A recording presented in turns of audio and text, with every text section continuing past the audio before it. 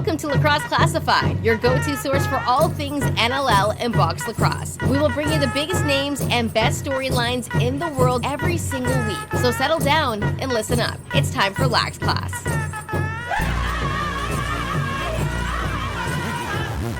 What's going on, lacrosse fans? Welcome back to Lacrosse Classified, episode 353 now in your ear holes. Thanks for joining us. Jake Elliott, Lucas Archer on the Lacrosse Culture Daily Podcast Network. And in studio this week, folks, first and foremost, I apologize for the audio last week. Had the AirPods in for portions of that recording session, and that went extremely poorly. That's on me.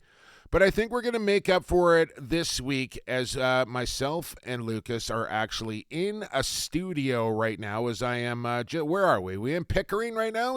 Where are we? We're in the hamlet of Claremont, Ontario. The beauty of it. I come up here quite often. Great place to come to. Spring Creek Golf Club, not too far away from here. And it's a little nook, a little small town just in between. The Mallet? Hamlet. The hamlet of Claremont, Ontario. What'd you call it? The Mallet? Hamlet. The hamlet of Claremont, Ontario.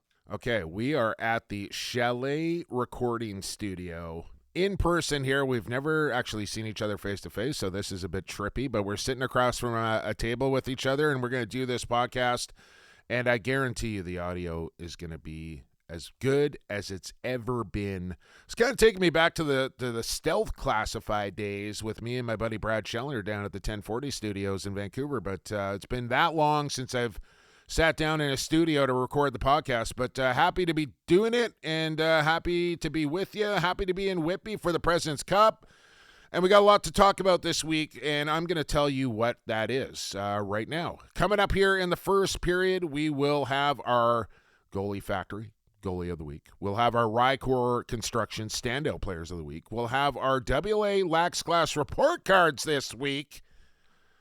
And also, after that, we're going to move into period number 2, and we're going to talk to a guy that I've been hanging out with for the last week. I'm going to do it again this week. Pat Gregoire is going to join us to talk a little Minto Cup, a little President's Cup, and who knows what else with Greggy. Repeat guest here on the program, and for good reason.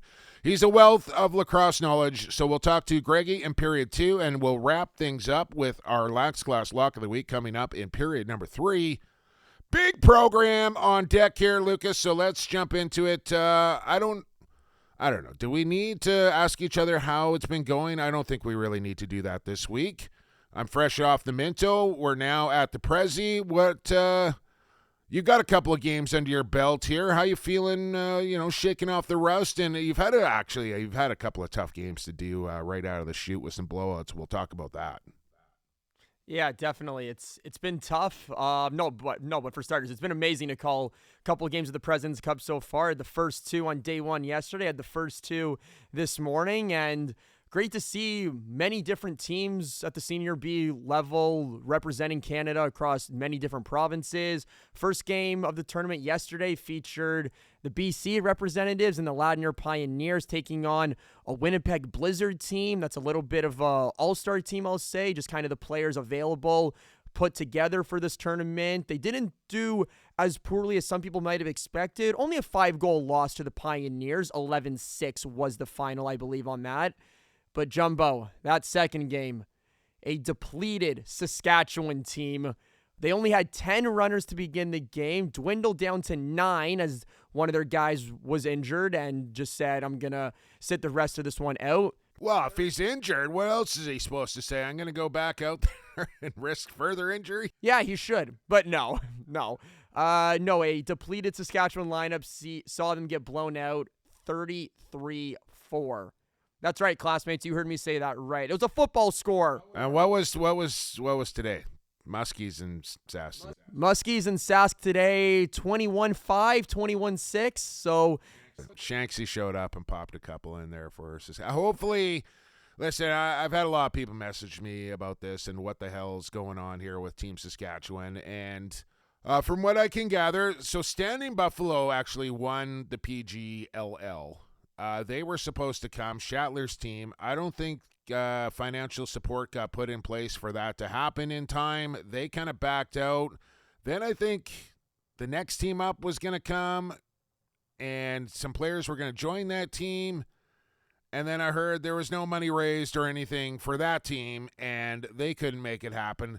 They got a group of guys here, and apparently a couple more are coming. And I don't blame the guys for not coming that aren't getting compensated to. Like, it's a lot of money to on your own dime to come and play in this tournament. So, if you're not doing that, fair enough. But it is a bit of a shame here that this is a national championship, and to kind of have these score lines and a short bench that Saskatchewan's had, and Winnipeg's, had a tough time out of the gate here as well. But I think at the end of the day, like, we want this tournament to be all provinces included and more provinces as the future goes along. And unfortunately, if you're going to do that with kind of provinces that have not developed at the rate, or, it's just time. Essentially, it's just time that it takes for you to get to the level of some of, the Can-Am or Three Nations or even Alberta now. Like, look at how long it's taken Alberta to get to where they are. But now they have a minor senior B team that has won 3 championships in a row. Like, the junior A program, so much better than it was. It just takes time. So there's going to be some pain there for Manitoba and Saskatchewan this year. There's no question about it. I just hope they make it through the week. But after seeing all the teams here somewhat, I've had a chance to kind of check in on everybody. To me, it's looking like a race here between it's 6 teams and then 2 that are not. But I put the cream of the crop here. Snake Island and Brooklyn, I think, are my 2 faves. And then I would probably put Allegheny, Ladner just in behind that. And then Six Nations I might. And the Miners, those next 4, you can put in any order as far as I'm concerned. But I think it's Six Nations and Brooklyn for me. No, sorry, Snake Island and Brooklyn. Yeah, definitely no. Saw the Muskies play today, obviously against Saskatchewan. They kind of pounded them a little bit, but they definitely have a lot of talent on that team. And we can't talk about Snake Island, Jake, without mentioning Mr. President Cup himself in Joe Hall. I got that name right finally today. Do you mean Colin? No, I mean Joe. I took me a friggin' while to get that properly, but no, had some help from all the fans at JVI Sports Network. Want to give them a shout out as well for broadcasting and live streaming every game of the President's Cup. JVI, thank you. Gary Morrison and the rest of his staff. Matthew Carrick as well, helping out a little bit. Called the game last night with him. Brooklyn Allegheny. I was his the lacrosse boss. That was a barn burner, I'll tell you that. You actually called him my name at one point. Yeah, we're not going to mention that here on the podcast. We're just going to tell the Lax Class listeners that if you want to go hear my my calling of Jake to Matt, you can absolutely go hear that last night on the broadcast between Allegheny and Brooklyn. But no, what a barn burner that game was, definitely. Brooklyn got out to a hot start, opened it up a little bit in the second period, and then Allegheny, 6 goals in 10 minutes, Jake, to make that a close game. But it's been fun, and you and Pat Gregoire, we're going to hear him a little bit later here in period 2, but you two, once again in a booth later tonight, eh? Yep, it's going to be fun.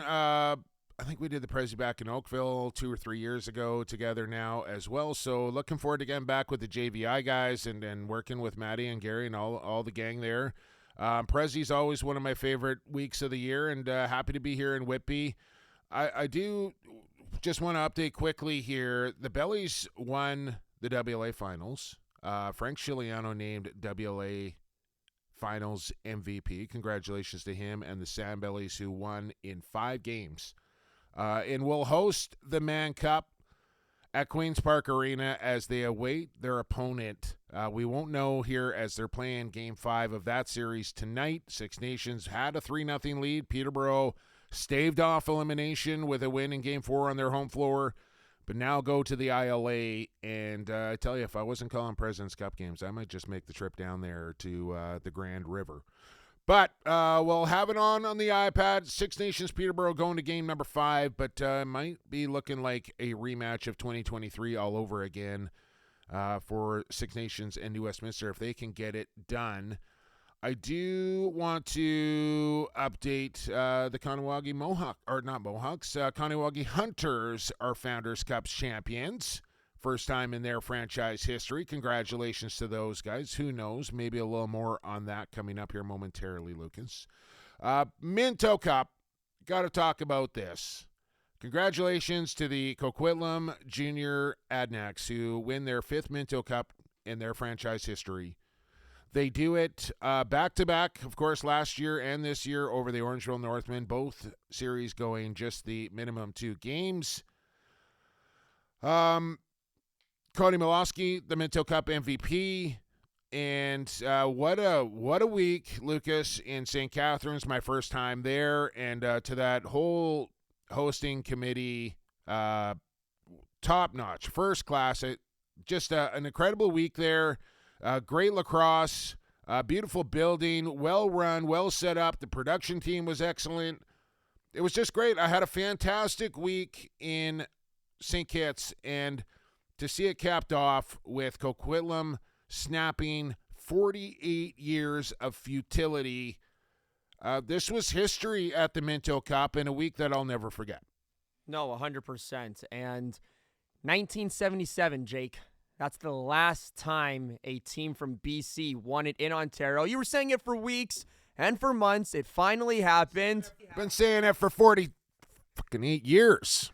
But nonetheless, I got to get your take on this. To see that team win it and the sights, sounds, excitement, for you yourself as a BC guy, what was going through your head when the final tickets or final seconds ticked down and you saw just yellow helmets in the air? Gold helmets. Thank you very much. Listen, I had to wear pants all week there just because I might have a logo on the back of my leg that I didn't want to upset anybody with. But I really, I'm hyper aware of the fact that I am a former junior Adnack, extremely proud to be one. But when I get in the booth, I try and really kind of separate that from my heart and my feelings and everything. And I did that to the best of my ability, and hopefully that came through on the calls. But when it happens for those guys, and it's not so much, I'm happy for the players, don't get me wrong, but it's the guys that I've grown up my entire childhood with, including the GM Scott Worley, who was my captain in my junior days, to James Abbott, who I've known the better part of 40 years. To see how happy Kurt Milosky was, a guy that I really kind of looked up to when I was a kid, to see his kid win, and just all these ties I have to these people makes it extra special to see Coquitlam do it. And I just think to myself, I just sat back and, even Pat Coyle, who, I've been friends with since he arrived out here in the early 90s and started playing with Coquitlam. So just have all these ties. And, man, to think that they go back-to-back, they lose that first game, they get their doors absolutely blown off, and I was kind of thinking, man, okay, here we are in the East, maybe this isn't going to be the year for them, and then to see them kind of flip the switch, turn it around, find ways to get it done, to be the team to snap the streak, I think is the thing I am going to remember the most about that. 48 years is a long time, and I know it's not there every single year, so you're probably talking 20-something cracks at it, and nobody could get it done. And then to have it go down kind of the way it went down there in game 2, the mad scramble at the end, Matthews hitting the crossbar, and then just seeing the boys go absolutely crazy at the end. Really special, and a Minto Cup that I'll certainly never forget. And again, I'll go back to a large part of the reason of that is to the entire Minto Cup committee, Paul Coates, Danny Pilon, all those guys who just put on a supreme tournament and made it a great experience for not only the players, the teams, myself, but all the fans as well. And kudos to St. Catharines and that lacrosse fan base as well, because, without having the team in the final, that hurts, right? But they still showed up for the finals and watched some fantastic lacrosse. I got to give those guys a lot of credit, too. No, 100%. And to see the the fans come out, as well as the city get behind them, because everybody knows, unfortunately, here in Canada, and I don't know what it's like out in BC and Alberta for you, Jake, but in Ontario, hockey will always be first. St. Catharines, home to the Niagara Ice Dogs. You're in that building where the Ice Dogs play out of, so they'll always put their sticks and their skates first. But to see the town, the city, and the fans, and people that don't even know about lacrosse just get behind it. There were banners and signage up all around town. I was seeing pictures and videos of that. To everybody be submersed in that environment and to see what St. Catharines lacrosse can do, it was great. And congratulations to every team involved in the Minto, the 4, Adnax, Northman, Raiders Lacrosse Club, and the host, St. Catharines Athletics. Congratulations. Well done. All the best to you guys in the future and into next season. To all those players that play currently at Canadian University or down in the States, all the best to you in the fall and as your winter season comes around. But an absolutely amazing week of lacrosse, and I know you had a front row seat to it. Yeah, and I got to see a bunch of guys that I haven't seen in years and years and years as well, which was really neat. Yeah, just like I still can't stop thinking about it. You know, I'll go back and I don't know how many times I watched the final game over and over again, but I'm probably going to do that for a while. But we got to move along on this podcast, Lucas, because we have lots to talk about still here. Report cards are coming up. Players, goalies, Pat Gregoire, Lax Class Lock of the Week is all coming up. But I know it's a Monday. It's not a usual day to hand out a report card, but we're going to do it summertime as well. Maybe it'll be a summer school report card this week. Report card day. Settle down, class. Today is report card day. Today is report card day. It's report card day. I take out my report card, throw some D's on it. I take out my report card, hey. Throw some D's. I take out my report card. I took some D's. Stay up to date with all things WLA at WLAlacrosse.com. And man, the entry draft is going to be right around the corner before you know it as well. So stay tuned. WLAlacrosse.com. Report cards, Lucas.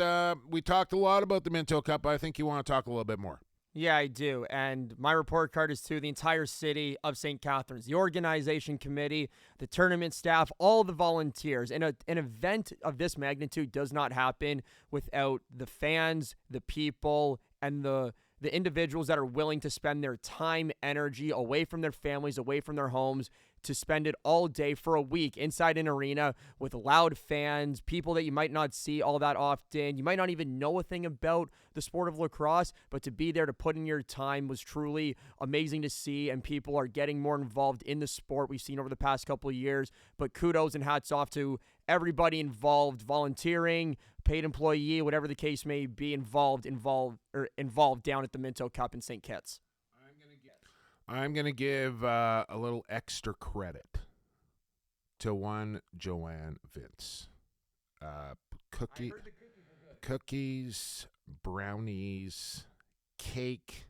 The women just went above and beyond it. Every time I started to lift the lid and have a peek inside, first thing out of anybody's mouth, whoever was sitting in that room would go, well, that's the best cookie you're ever going to taste, or that's the best brownie you're about to have right now. Have you tried this cake? This will be the greatest cake you've ever had in your life. And didn't matter who it was. They all said it. They were all correct. Had to put some extra time in on the treadmill this week, Lucas, just because of that. But Mama Vince is getting a little extra credit on your report card this week. Oh, absolutely. I will definitely put her in there. She gets her own subsection. Special comments, Joanne Vince right there. Gold star. Absolutely. So A+. I'm going to give that A++ to everybody down there in St. Catharines. I go A+. What do you go this week there, Jake? Well, I'm going to go probably one higher than that, man, because like I mentioned, the Kahnawake Hunters won the Founders Cup on the weekend. And although they beat Coquitlam in that gold medal game, I am more than okay with this, right? We talked about it last week about how somebody bucked up an $83,000 check to get these guys on a plane and get them to just to get them to Calgary. That's not really the reason why I'm giving out my report card to Kahnawake this week. Yeah, I don't care that they beat Coquitlam. I'm just so happy for Greg Horn, Derek Stacey, everybody involved with Brandon Francis, all these guys involved with this team who, endured a lot of things this season. This championship for this team and what it means, most importantly, to that community, you can't put a value on that. There's no way to put a value on that. I know how special and how much it means to all those people. I mean, the families that were there at the end of the game that took the kind of the post-game championship trophy, they let the guys have their own, but then I want to say like 100 people got into this one big picture with everybody in it. And just seeing the videos and how happy people were, like it warmed my heart. I couldn't be happier for the Hunters winning the Founders Cup. My hands go up to you guys. Congratulations. Looks good on you. And this is a team and people and boys that community can be extremely proud of. That's the power of the reserve. They show up when it matters most, and they show up even when they don't really want to show up. But that's the culture that's always been engraved and driven into their society, their heritage, their way of life, is to show up at a lacrosse arena night in, night out, support their hometown team. And to the Hunters, way to go. Congrats. You had a hell of a tournament out there in Calgary. Wasn't easy. But something else I want to mention. The Hunters, they shut down Coquitlam for 34 minutes. 34 minutes. That's more than half the game without the Adnex scoring. Well, you should win a game if you do that. Unfortunately, I was on the road driving, so I didn't have a chance to watch. I just kind of saw the final score. And, great job by everybody involved putting those broadcasts on all week long as well. Kind of tough that they had to go up against the Minto Cup at the same time. But they did a great job. Cody, Tino, Keith Gagne, all those guys put on a great show for the Founders Cup. I know a lot of people appreciated that as well. So to the city of St. Catharines, the Minto Cup Committee, and to the Kahnawake Hunters, glowing. You're graduating. We're giving you just a free pass to the next level this week here for Lax Class Report Cards. Classmates, put your listening ears on for the next 2 minutes or something while I go off on a bit of a rant here. To all of the people on lacrosse Twitter, Instagram, social media, criticizing the officials at the Minto Cup, this is not me as an official just coming out here and just going off on somebody or anybody in particular, but you have to realize something. These are human beings, okay? They make mistakes. Sure, they're going to screw up a crease call, moving pick, did it go out of bounds, off the goaltender, not of play, whatever the case may be.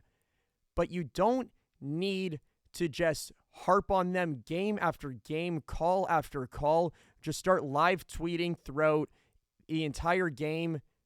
They're going to make mistakes. They're going to screw up. And I am defending them a little bit because I know how hard of a job it is to do, but especially in the case of the Junior A League, because in summer ball in Canada, the Junior A League is the hardest to officiate. It is so physical, so fast-paced. You have players of all different abilities, skill-wise, and even though it is A-ball, you still have your top guys, your bottom guys, your guys that are kind of in the middle. There is such a variety, and you have to remember, it's kids going against young men. You have a 17-year-old going up against a 21-year-old. You never know what might happen, and it's very hard to officiate that league. So I want to come in, defend the officials. They did a great job at the Minto Cup, both the Ontario, BC, and the Alberta officials that were all there. Congrats to you on reffing at a national championship. It's very hard to make it to that level, but nonetheless, it was a great week in St. Kitts. Yeah, so you're right on a lot of that, Lucas. I will say, people are always going to pick on officials. I don't care what sport it is. Somebody is always going to blame a ref, whether it be football, hockey, basketball. People love to bitch at referees. That's just part of the gig. That's what you sign up for. I'm not saying it's right, but that's the way it is. Obviously, the crease calls in St. Catharines were a big focus of attention, and I think a lot of them were missed. There's no denying that. I think they even actually admitted the fact that, hey, yeah, we've missed some crease calls this week. We're trying to be better. I also will say that the speed of Junior A lacrosse now and how quickly it moves, it is almost impossible to get it right every single time. It's just too fast. And when we're using Lacrosse Canada crease rules, which I think is insane to begin with, it makes the job that much more difficult to know whether it's a crease call or not. These referees that were at the Minto Cup were hand-selected as the best of the best to come and referee in a tournament of the best of the best. And I think overall, I think a fine job was done by Jeremy Bailey and his group, Nick Santos, Mark Thompson, Grenier in there as well. I know Coulter, I'm probably missing a couple. I think as a whole, a good job was done from the officiating. I didn't hear a whole lot of, the refs cost us that game. The refs, were awful this game. But the crease calls were a definite focus and a point of contention. And I think rightly so. And I think where I'm going with this is we're at a point in the sport now where when we get to a national championship like the Minto Cup, we have to get to a place, and probably more importantly, to a building where we are able to have replays for such pivotal moments and games that teams have worked their entire season for to get to a championship, and then have the game move so quickly, and to have these calls that can really make or break or win or lose you a game. It's not fair to put that on top of officials the way and how quick. Like, it's not 1986 anymore where a guy's strutting around in Chuck Taylor Converse, and like you can see when it's these guys are moving so fast and their skill, and like it is impossible to be consistent and correct on crease calls all the time. So, point being, could they have been better on crease calls? Absolutely. Did they do a great job all Minto Cup week? I think also absolutely. And I think we absolutely need to get to a place where we can have a replaying system for a major national championship. And what if that means, playing at the Langley Event Center or the Meridian Center or wherever where they have the capability to bring in and be able to have replays. I would love to see the sport get to that place. We're not there yet. So I think, Lucas, you got a point. Relax a little bit. Settle down. These guys are doing their best. It's not like they're trying to go out there and impact a game one way or the other and make mistakes on purpose. So I get it. You're an official. You're backing your boys, and rightly so. I think everybody just needs to chill a little bit. At the end of the day, everybody's doing their best out there. Yeah, they are. And you're right. I think lacrosse will get to that point sometime, and that time eventually, but I do think it's going to take a while. Remember, just because this is summer ball, whether it's junior A or senior B, whatever, you might have professional athletes that are in senior A or senior B, but remember, at the junior age, these are still teenagers. These are young adults, and I do think that replay system does need to come into effect shortly, but I think that if it ever does, it will start at the senior ages to begin with. We're not done here in period number 1. We're off to the factory of goalies for this week's Goalie Factory Goalie of the Week. Big save, Chiliano. Rebound call, Crime Stoppers. Vince just scored a goalie goal. Jameson somehow comes up with the stop. Larceny. And here's Shane Jackson off the bench. And there's Christian Del Bianco with a stick side save. The Goalie Factory Goalie of the Week is brought to you by the Goalie Factory. You can find them at Goalie Factory _, and it's about as easy as it gets when you do that. Just go to their TikTok, their Facebook, their Instagram, all at Goalie Factory _, and then you're going to find their bio. Just click on the link tree, and you'll get directed to wherever you need to go. Get signed up, get better at playing the position of goaltender in the sport of lacrosse. It's that simple. Riley Brown, the Con Boys, I saw Caleb named goaltender of the year, and hearing whispers that young Caleb Con will be entering the National Lacrosse League entry draft in the coming days as well, and I don't think he's going to be around to be selected for very long. Caleb Con going in the NLL draft. Goalie Factory, they're coaching you up over there, whether it be in person or online, and their Zoom training as well. Look them up at Goalie Factory _ and get in touch with them. This week's Goalie Factory Goalie of the Week. How do you not give it to the Minto Cup champion, the former MVP from a year ago? He didn't get it this year. He could have, but he's a 2-time Minto Cup champion goaltender now, something that has not been done very, very often, especially by goalies. Back-to-back Mintos for one Jackie Cask. You know what? We're giving out, and I can't even believe it. I guess maybe because it's field lacrosse and I kind of turn a blind eye to that most of the time, but not to take any shine away from Jack Cask, and we've talked a lot about the Adnac, so I think we can probably be forgiven for that. But Grayson Manning, the performance he put on in Korea in the gold medal game, a 6-5 final, got the jean jacket for the first time in a long time. Canada beats the USA for the first time ever at the U20s. And what a finish here. Teddy Jenner calling this gold medal game. I couldn't imagine the emotions that he was going through.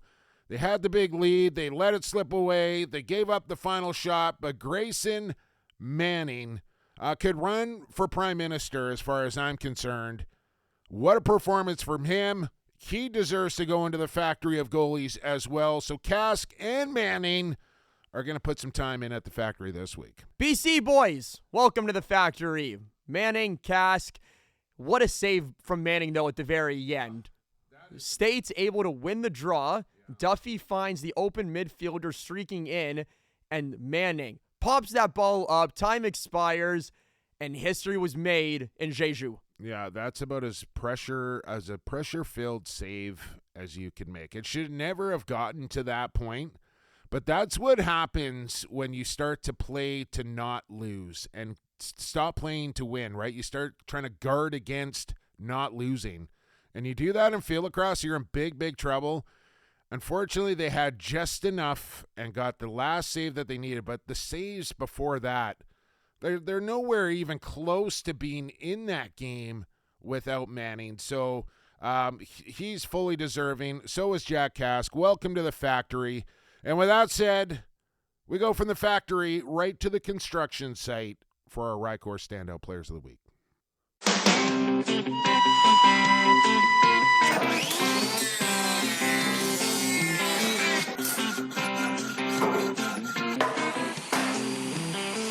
I'm a hard-working man. I wear a hard hat.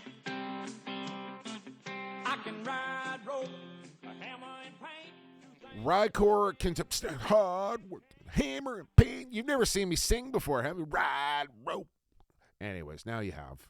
Rycor Construction, Standout Players of the Week, brought to you by Rycor Construction. They make it stand out at Rycor Construction, whether it be full home renos, finishing, flooring, decks, bathrooms, kitchens, fences, you name it. They'll do it, and they'll make it stand out. RycorConstruction.ca.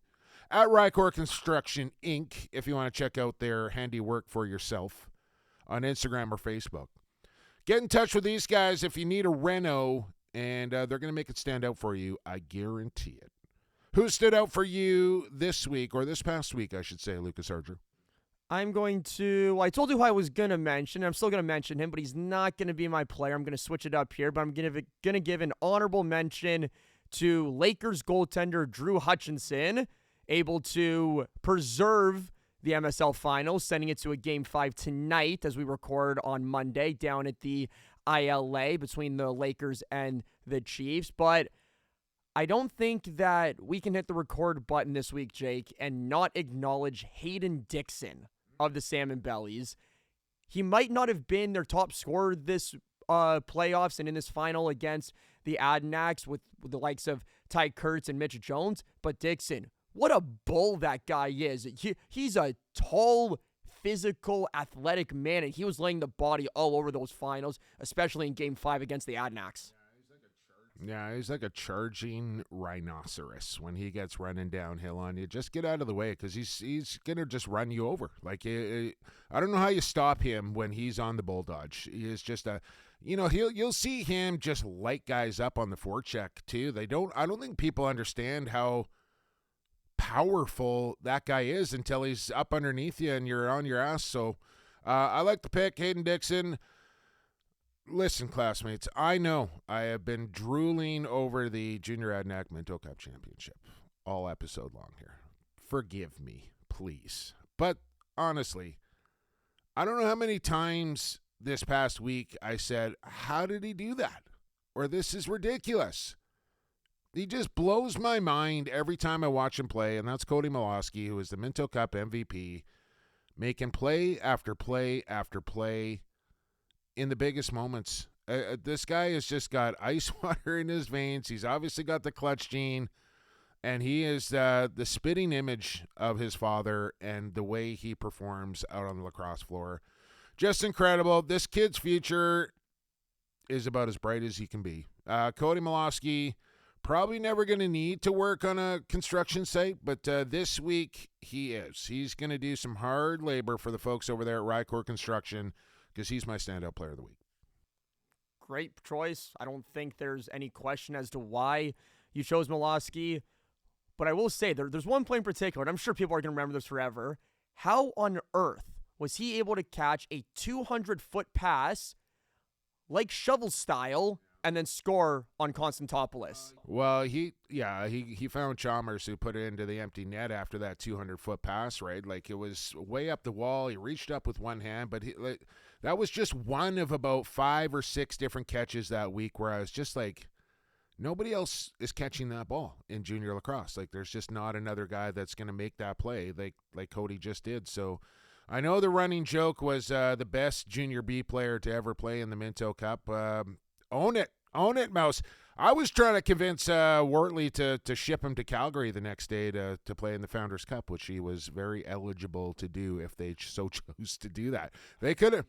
I heard that rumor was floating around. They could have got. I mean, same thing with Orangeville. Trey Deer could have played for the Hunters as well. So I was like, can you imagine?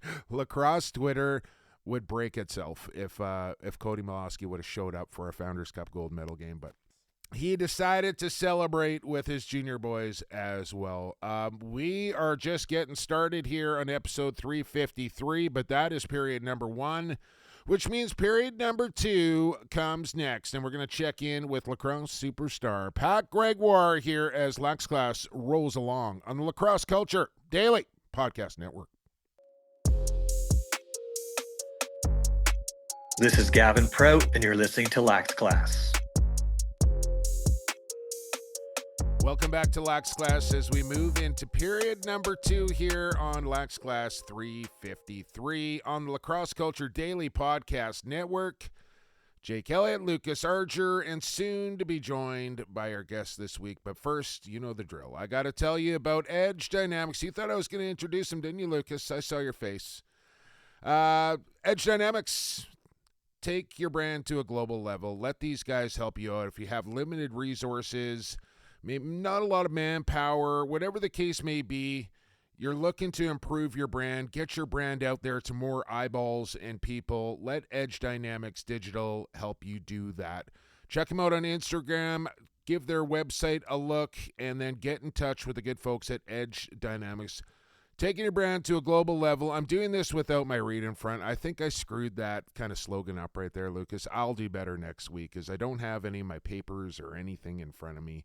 I don't have this guy in front of me, but I'll have him beside me in just hours from now as we will take to the broadcast booth in Whitby for the President's Cup, as just finished hanging out with him for quite some time. The last week, in fact, down in St. Catharines. Can't get rid of him. He's back on the podcast, lacrosse superstar Pat Gregoire. How's it going? Oh, good, Jumbo. I haven't been with you for 2 days. I'm missing you, man. It's been a while. It's been a while. Well, we won't have to wait too much longer. And, you know, the Adnacks are traveling back from Ontario today. So here we're recording here on a Monday, and we obviously wanted to talk a lot about the Minto Cup. And had a hard time trying to run down an Adnack this week. So I thought to myself, well, who better to talk Minto Cup with than the guy I called it with and you. And then we got the Prezzy coming up here for another week as well. So lots to talk about with you. I don't really need to ask you how you're doing because I know how you're doing. But how about that Minto Cup, though, Greggy? That was something special. It really was. I've been involved in 3 Minto Cups now, the 2 in Brampton, and then this one here in St. Catharines. And you know, it's asking me which my favorite one is like asking like a parent who their favorite child is. But I tell you, man, this one was How many siblings you got, Greggy? How many siblings? I just got one. I just got one. So, but this one's special. This one I'm gonna remember forever. Um, you said it at the start of the tournament on the podcast. We've mentioned it, and it feels like this one's wide open, and I really do feel like it was wide open. But the defending champs came through, and what a fitting way to finish this thing off.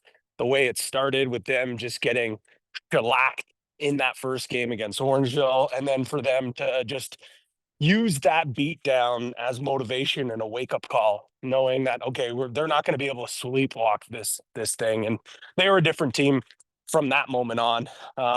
Such a special group, and I know there have been so many talented and iconic Coquitlam Adanac junior teams throughout the years. I think when we look at this roster 5-10 years down the road, we're going to be like, wow, no wonder this team went to back-to-back championships. It's a special group. Yeah. Well, I mean, for sure it is. They've done it a bunch where they've gone to Minto after Minto after Minto, but they've never won back-to-back. And for a team to do that the first time in a decade and 2 decades for a team to do it from BC, I think extra special. And the biggest story for me is that 48-year drought now snapped, Greg. I mentioned on the broadcast I hated hearing about it every single year. The Minto was on the East Coast, and just got sick of it. And now we don't have to hear that ever again. I don't think it's ever going to go that long again to snap a streak like that, go back-to-back, have to play in the semi as well. The odds were all stacked against the purple and gold in this tournament. It really was. And I think, a lot of people, some people had them pegged to go back to back, but whenever you would mention that, 1977 followed after saying, well, it's difficult to go back to back. Well, it's difficult for a BC team to do it, but if any team was going to get it done, it was this group. And you can talk about how special Cody Malosky is and what a game breaker he is, or Ty Banks, the human eraser, or even Jack Cask. How good of a netminder he is, or their depth. I think what separates this group from some of the others, and this is not a knock on that group, what Pat Coyle and his entire staff has trained this team. They're just so mentally tough. They don't seem phased by anything. Never too high, never too low. Such, even keel, killer instinct. Really, when push came to shove, they were the better team. They were the better group. And a lot of it, I think, had to do with that mental edge. They just felt like a team that it didn't matter what the score was. They were never out of it. And their big guns stepped up in those big moments. Well, Pat, I think it also helped with the fact that the Adanacs were the only team to bring a coaching staff to the Minto, have a coach leave in the middle of the Minto, bring another guy in, and they were still able to win. So from your perspective, bringing in Dane Dobie, Jalen Chester leaving in the middle of it, what was kind of that shift for the Adanacs when they had Dobie on the bench and learning from him, knowing that Chester had to leave? Well, I think it's anytime you can have that knowledge of a player and now a coach in Dane Dobie, you'd be crazy not to bring him back on the bench. But Jumbo, I think you mentioned it on the broadcast. You felt like a lot of game situational things would still be, overseen by Pac-12 in terms of down the stretch. But I felt as the tournament went along, he got a little more, yeah.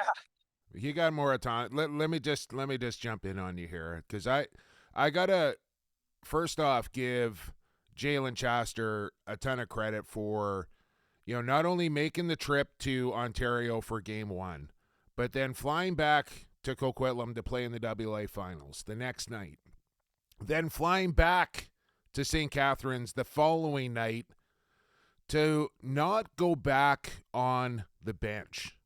Right, he turned that over to Dane Dobie, and that gives you an idea on how selfless of man that dude is, to realize that, hey, maybe the offense is clicking a little bit better here under Dane Dobie the last couple of games, and he had a handle on things. And for people that don't know, like when Dane was with the Roughnecks, he did a lot of coaching in Calgary for Team Alberta, and in particular their U17 team. First team to win, I think, the Nationals in a long time for Alberta while he was at the helm at that. And his mind for the game, obviously a really special player, but I think he's going to be an even better coach, guys. Like, this guy has brass balls and sees the game like no other real guy does. Like, he is so ahead of the curve as far as his offensive progressions go. The way that play at the end with the bench and the long touchdown feed, and, got to make a great catch there, obviously, for it all to work out. But the way he drew that thing up, and, like, from what I understand, in that final game when Colsey started to heat it up, he just said, like, get across the restraining line and cork it, man. Like, that was the strategy in that game too for Colsey. Just get open and shoot. And, like, he's got the feel for it, right? So I'm so impressed with Jalen that he was able to kind of see the big picture in that, and it just gives you an idea what that organization is all about, with a guy that flew back and forth across the country 3 times to take a back seat to Dane Doby, who had just joined the team. That's pretty incredible. Yeah, it is remarkable, and let's not make any mistake. Chaster was probably sitting up top, taking notes, working with video coach Cogiel, and going over things and going down to that room and explaining. He was still a very important part. There's no doubt about that. No. And I want to bring it back, because I mean that set piece, that breakout play was beautiful. The other play that jumps out to me as well is when you and I both were saying, well, I don't think you pull the goalie here. That 6-on-5 play that they chucked. Sorry, yes, the 5. They were shorthanded and they went to go 5-on-5. And you and I both in the broadcast booth like, I don't know, just eat it here. They pull the goalie, and I mean, I don't know if we're talking about this team winning without that play there. That's the cojones. That's the stones that you're talking about. Unbelievable. Paddy, people have said, and they're going to continue to say for the next couple weeks and months, that Jack Cask got better over time during this tournament, and I wholeheartedly agree with that. When you were watching him throughout the entire tournament, what was either the save or the play or something that he did in net that made you realize, and Jumbo, you can chime in on here this too, when you guys thought, okay, Cask is the guy and he might help them win the Minto? I don't know if I can necessarily pinpoint one specific play early on during that turnaround, but I think it's just the mental fortitude to play as bad as he did in game number 1, broke his stick in warm-ups, and you could tell the guy was just completely rattled and off his game. He was playing more dodgeball than lacrosse in game number 1. But then when it comes after that point, he's a different goalie. And I said it on the broadcast, the one thing that I love about it, and there's going to be times where he's going to cost you a goal because he gets a little bit too overzealous or gets a little too aggressive, wants to go get that ball, wants to make a play. As a coach, I would rather have to rein in my goalie and dial him back and tell him to settle in than have to get my goalie engaged and get my goalie to wake up. The guy is a complete, he is a competitor. He is a competitor through and through. He's a special talent, a special player. Christian Delbianco and him worked a lot in the offseason, and you can see a lot of Christian Delbianco in his game. That is high praises.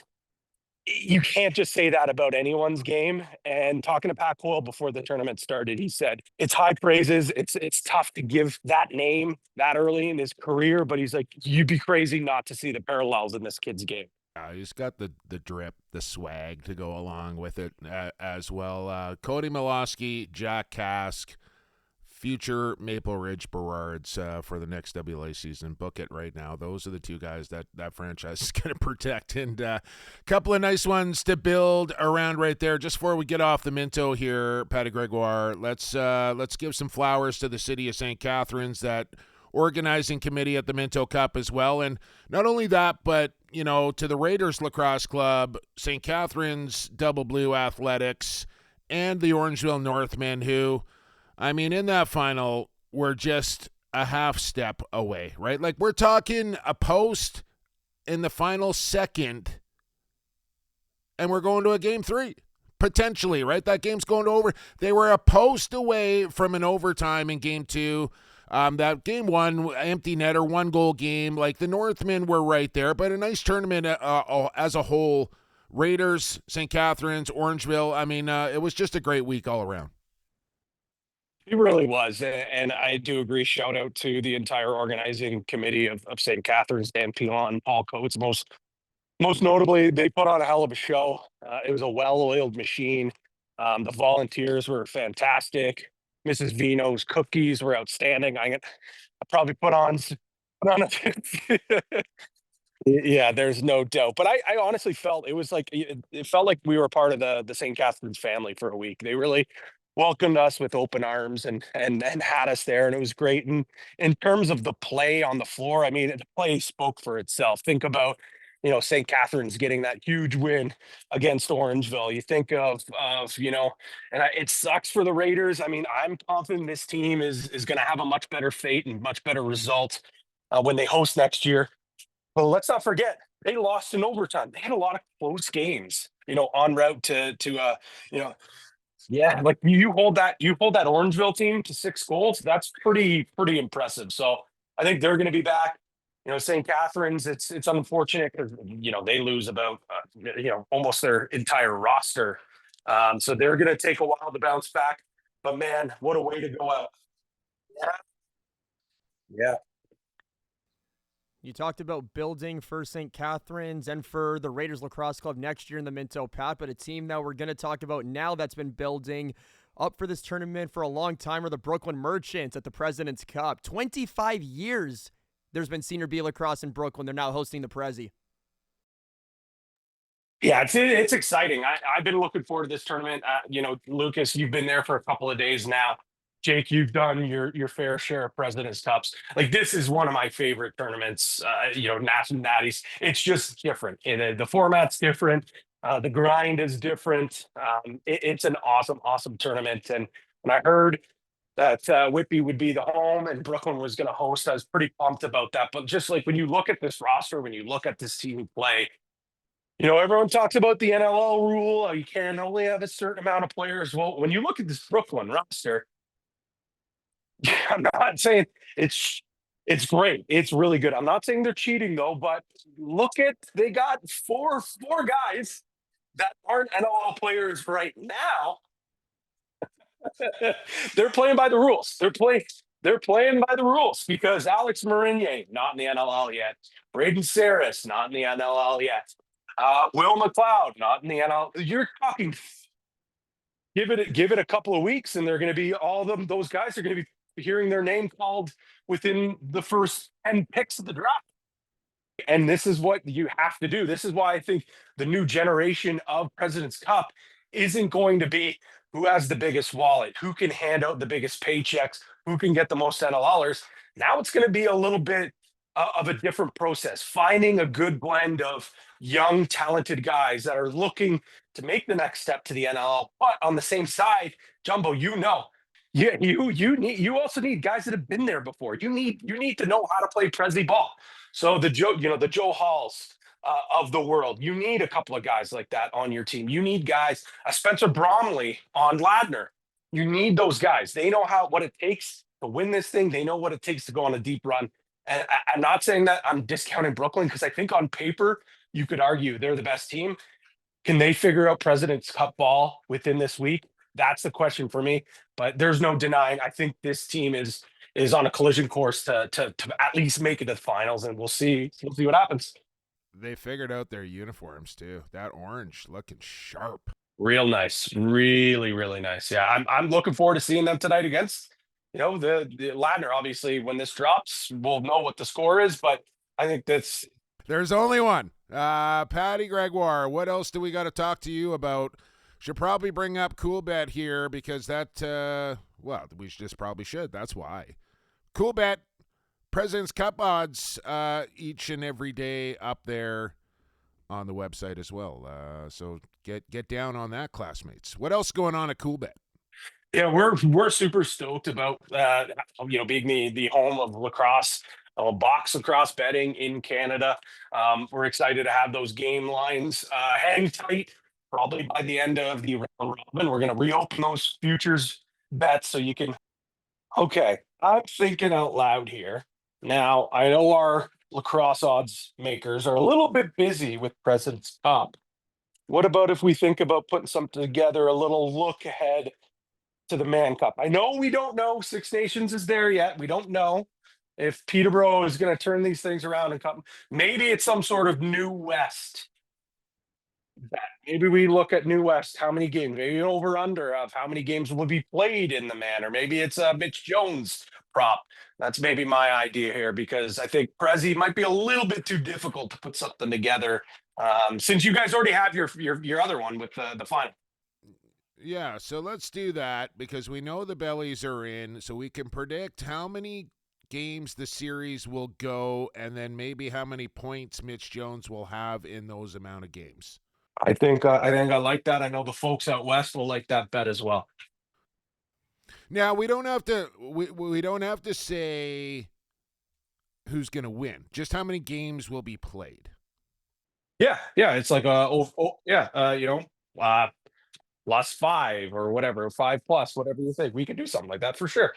All right, there you go. There he is, Pat Gregoire, lacrosse superstar. Love working with Paddy, and we're going to get to do that again this week. We are also going to get off to the third period of action here and just keep it rolling right on Lacrosse Classified 353. The Lax Class Lock of the Week is next. Associated Labels and Packaging, a fun family company that offers premium quality labels and packaging with unparalleled service. With 40 years of experience, an extensive product catalog, and an ever-growing fleet of equipment, Associated Labels and Packaging is the perfect fit to take your labels and packaging to the next level.